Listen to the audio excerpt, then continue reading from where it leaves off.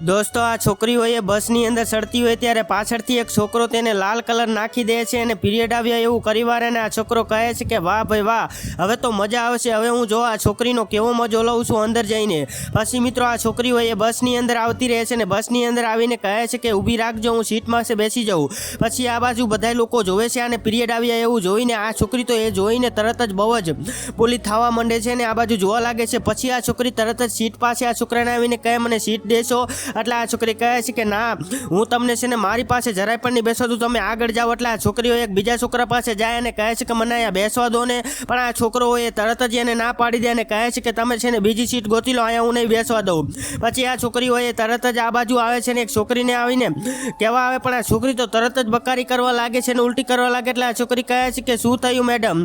ત્યારે આ છોકરી કહે છે કે હું તમને નહીં બેસવા દઉં, તમને પીરિયડ આવ્યા છે, તમે જોવો તો ખરા પાછળ તમને પીરિયડ આવ્યા છે.